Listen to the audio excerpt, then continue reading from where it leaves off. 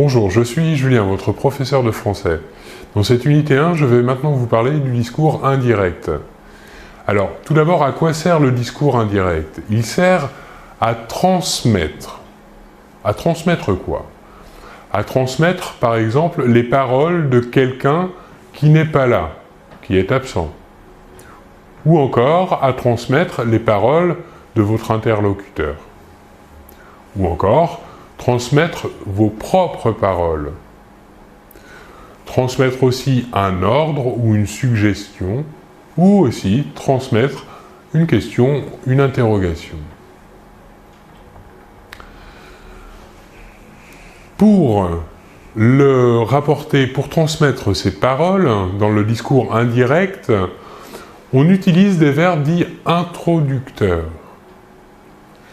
Les verbes introducteurs servent à rapporter, par exemple, les paroles de quelqu'un.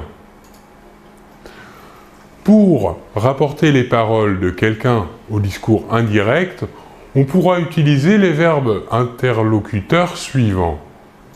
Répondre, affirmer, annoncer, déclarer, expliquer, penser, estimer, reconnaître, assurer, préciser, admettre, répéter, croire.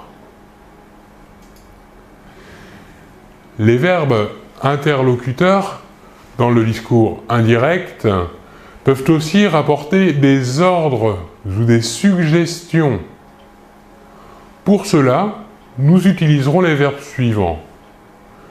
Demander de, ordonner de, recommander de, ou encore exiger de, autoriser à, inviter à, permettre de, interdire de, conseiller de, suggérer de, ou encore proposer de. Dans le discours rapporté indirect, on doit faire une concordance de temps. Donc si par exemple, dans un discours direct, la phrase est conjuguée au présent de l'indicatif, au discours indirect, cette phrase sera à l'imparfait. C'est-à-dire que le verbe conjugué au présent de l'indicatif sera conjugué au discours indirect à l'imparfait. Pour le passé composé, au discours indirect, il deviendra le plus que parfait. Le futur, simple, dans le discours direct, deviendra dans le discours indirect un conditionnel présent. Le passé récent, quant à lui, deviendra au discours indirect l'imparfait. Même chose pour le futur proche.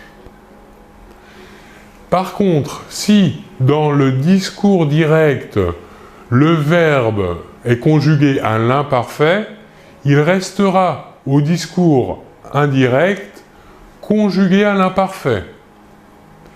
Et si, enfin, le verbe est à la forme de l'infinitif dans le discours direct, il restera dans le discours indirect à la forme de l'infinitif.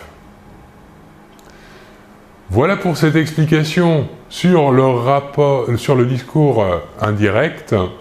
Je vous remercie beaucoup de votre attention et l'on se retrouve très bientôt. Au revoir.